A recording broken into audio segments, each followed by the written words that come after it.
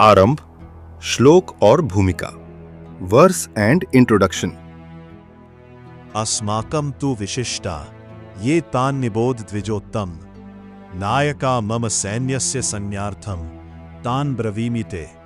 कुरुक्षेत्र की उस भयंकर रणभूमि में जहां मृत्यु अपना तांडव करने के लिए आतुर खड़ी है, अब तक हमने देखा कि अहंकारी राजा दुर्योधन भय के वशीभूत होकर केवल अपने शत्रुओं की शक्ति और उनके महान योद्धाओं का ही वर्णन कर रहा था, परंतु अचानक दुर्योधन को अपनी भूल का भान होता है।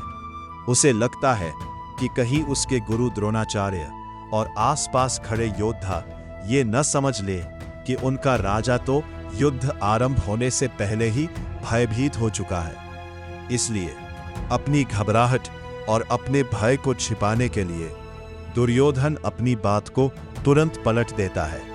कथा का मर्म, the essence of the story. वह गुरु द्रोणाचार्य से कहता है, हे ब्राह्मण श्रेष्ठ, अब आप हमारे पक्ष के उन विशिष्ट योद्धाओं को भी जान लीजिए जो मेरी सेना के नायक हैं।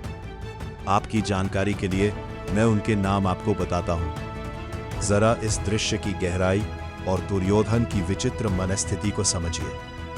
कुछ क्षण पूर्व तक जो व्यक्ति शत्रु सेना के एक एक योद्धा का नाम गिनवा रहा था, उनकी अजेय शक्ति से कांप रहा था, अब वो अचानक अपना भय छिपाने के लिए अपनी ही सेना के सेनापतियों के नाम बताने लगा है।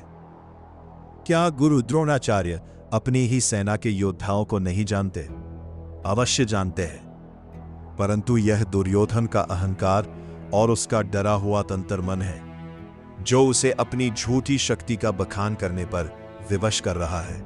गहन अर्थ, प्रोफाउंड मीनिंग।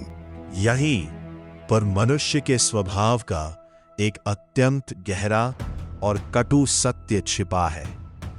जब कोई व्यक्ति भीतर से अत्यंत भयभीत, दोषी और खोखला होता है, तो वो बाहर से अपनी शक्ति का सबसे अधिक झूठा प्रदर्शन करने का प्रयास करता है।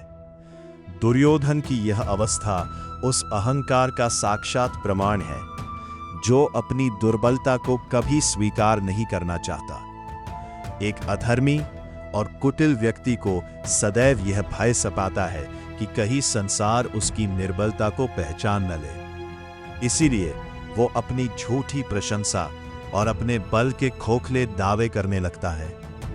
दुर्योधन का यह व्यवहार उसकी वीरता का नहीं, अपितु उसके भीतर बैठी उसी गहरी असुरक्षा का प्रमाण है। जीवन का सत्य और निष्कर्ष, the truth and conclusion of life.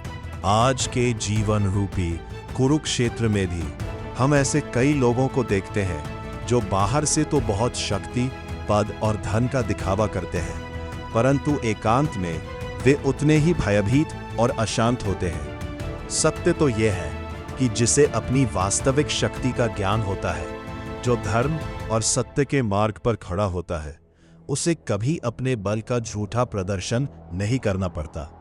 Arjun और पांडव शांत खड़े हैं क्योंकि सत्य को शोर मचाने की आवश्यकता नहीं होती।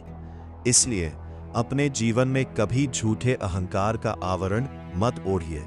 अपनी दुर्बलताओं को पहचानिए, क्योंकि सत्य का मार्ग दिखावे का नहीं, अपितु आत्मबल का मार्ग है। अपने भीतर के धर्म को जागृत करें और निर्भय बने। जय Shri Krishna. Please like, subscribe and comment. जय श्री कृष्ण।